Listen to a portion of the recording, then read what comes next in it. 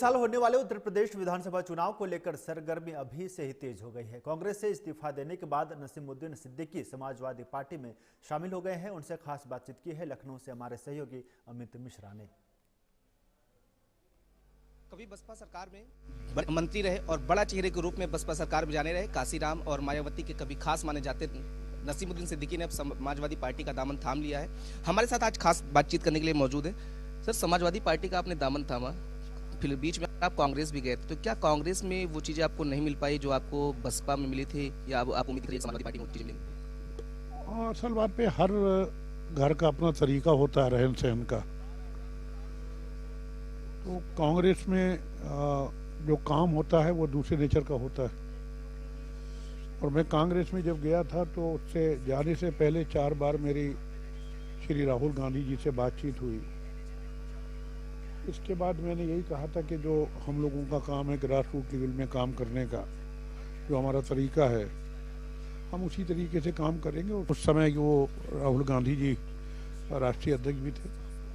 उन्होंने उस समय के प्रदेश के प्रभारी श्री गुलाम नबी आज़ाद जी और श्री राज बब्बर जी प्रदेश अध्यक्ष जी से कहा कि भाई इनको पूरी फ्रीडम है, काम करना शुरू किए। कुछ दिन के बाद गुलाम नबी आज़ाद जी चले गए, राज बब्बर जी बदल गए, फिर दूसरे आ गए, फिर तीसरे आ गए, फिर चौथे आ गए। तो जो काम करने का हमारे तरीका था, जिस तरीके से काम कर रहे थे, फिर मैं कर नहीं पाया, बाधाएं आ गई।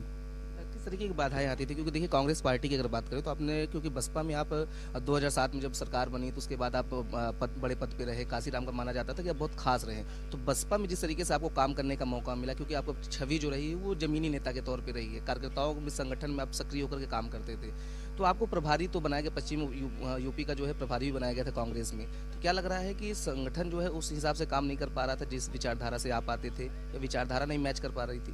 देखिए, प्रांतीय अध्यक्ष तो बना दिया और वेस्टर्न यूपी के 14-15 जिले का इंचार्ज बना दिया। अब उस समय प्रियंका जी प्रदेश की प्रभारी थी, राष्ट्रीय महासचिव, लेकिन वो कम देखती थी, उनकी जगह प्रदीप सिंह देखते थे। वो मैंने काम शुरू किया पोलिंग बूथ कमेटियां बनाने का, तो उन्होंने कहा भाई अभी मत बनाइए। फिर मैंने काम शुरू किया BLA 2 बनाने का, फिर प्रदीप सिंह जी ने कहा अभी मत बनाइए। प्रियंका जी ने नहीं कहा, प्रदीप सिंह जी ने कहा मत बनाइए। फिर मैंने संविधान को लेकर के संविधान बचाओ संघर्ष के नाम से कार्यक्रम करने शुरू किए। बड़े बड़े कार्यक्रम हो रहे थे। तो फिर वहाँ से आ गया संदीप जी बोले कि अभी रुक जाइए। तो मैंने कहा भाई मुझे ये बता दो करना क्या है। मैं ग्राउंड पे जा कर के पोलिंग बूथ कमेटियां बना रहा हूँ। भाई पोलिंग बूथ मैनेजमेंट नहीं होगा तो कैसे आप इलेक्शन लड़ेंगे? बोले अभी अर्ली है। मैं कहा इसको बनाने में सालों लग जाते हैं। बहरहाल मना कर दिया। मैं कहा भैया मैं फिर करूँ क्या?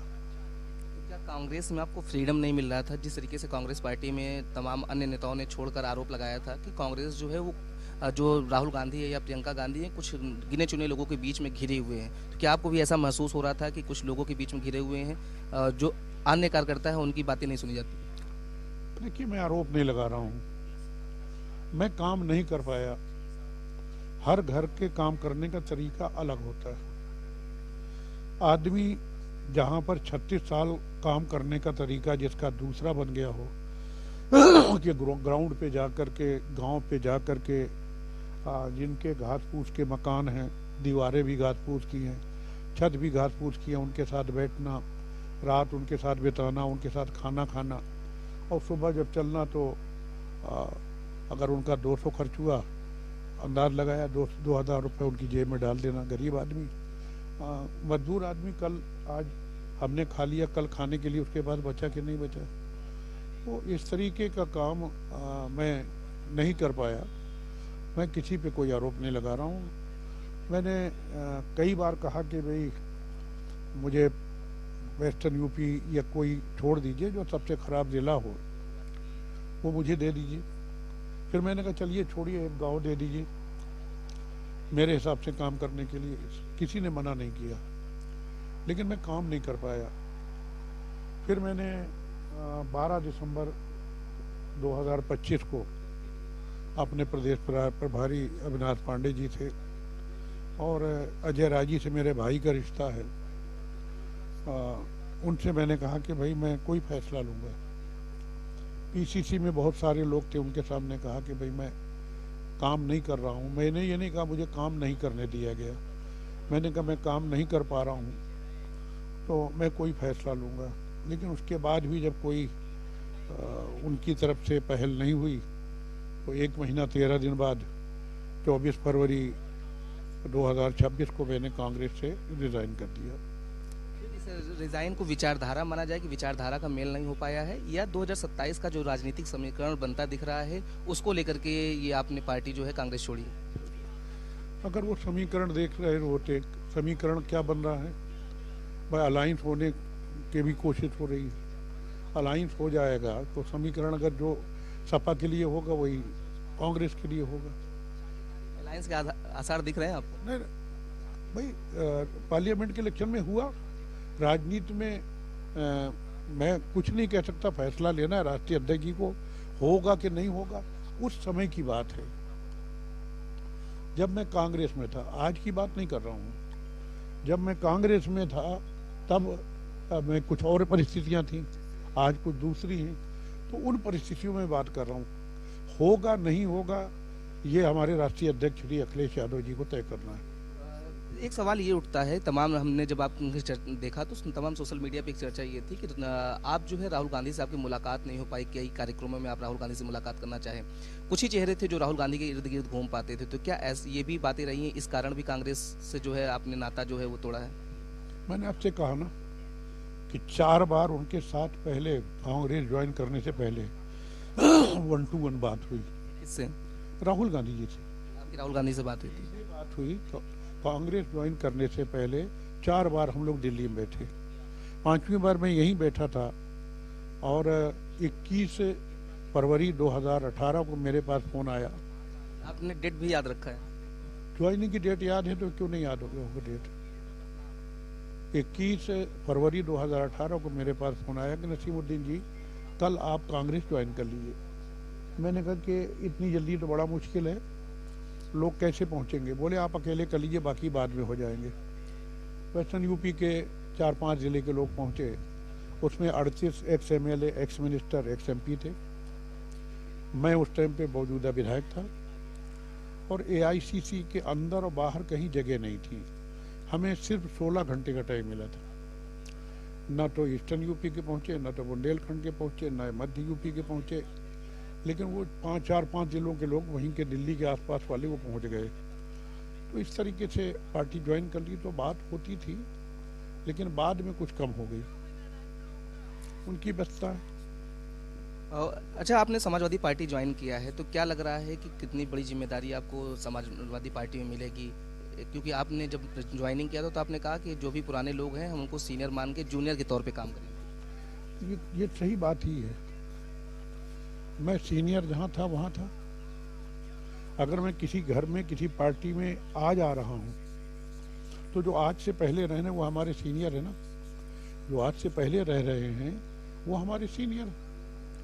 तो वही है कि भाई हम जूनियर हैं, जूनियर सीनियर मिलकर के काम करेंगे। हमारा लक्ष्य ये नहीं है कि कौन सा पद मिल रहा है। पद बहुत मिल गए, बहुत बांट दिए, जिसको जो चाहा वो दे दिया। पद का सवाल नहीं, सवाल ये है कि हम PDA कह लें या बहुजन समाज कह लें, मैं वही समझता हूँ। तो उसको मजबूत करके फिरका परस्त ताकतों को कैसे हम पीछे करके 2027 में अपने नेता राष्ट्रीय अध्यक्ष अखिलेश यादव जी को मुख्यमंत्री कैसे बनाएंगे। अभी तो हमें चिड़िया की आंख ये दिखाई दे रही, तो चिड़िया की आंख में निशाना लगाने के लिए अगर हम यही मैसेज दे देंगे कि हम सीनियर हैं, इतने बार 4 बार मंत्री रहे, 1 बार नेता विरोधी दल रहे, 29 साल विधायक रहे, पत्नी विधायक रही, तो किसी के दिमाग में ये बात नहीं आना चाहिए।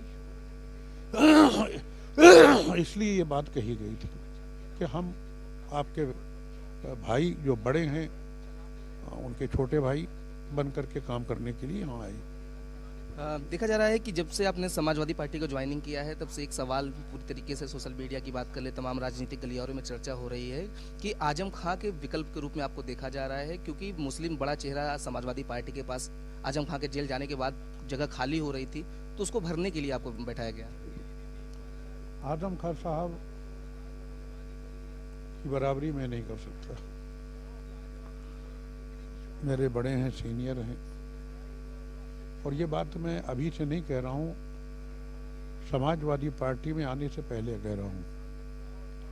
मुझसे पहले विधायक बने, मुझसे पहले मिनिस्टर बने, राज्यसभा गए, लोकसभा में गए, उम्र भी मुझसे 12-14 साल बड़े हैं, एक्सपीरियंस ज़्यादा है। मैं BA LLB हूँ, वो LLM किए हुए हैं, वो अलीगढ़ यूनिवर्सिटी के पढ़े हुए हैं, मैं अलीगढ़ यूनिवर्सिटी का नहीं पढ़ा हुआ हूँ, तो उनकी मेरी कोई बराबरी नहीं है। जहाँ तक मुस्लिम चेहरे का सवाल है, तो मैंने सिर्फ मुसलमानों में काम नहीं किया। मैं मुसलमान हूँ, सही है, मुसलमानों में काम किया, लेकिन सिर्फ मुसलमानों में काम नहीं किया। कोई ऐसा समाज नहीं जिसमें मैंने काम नहीं किया। मैं जब BSP में था तो मैंने ही 42 भाईचारा बनाए, ब्राह्मण भाईचारा, क्षत्रिय भाईचारा, भुर्जी भाईचारा, पाल भाईचारा, मौर्य भाईचारा, तो 42 भाईचारा बनाए और उसका इंचार्ज मैं ही था।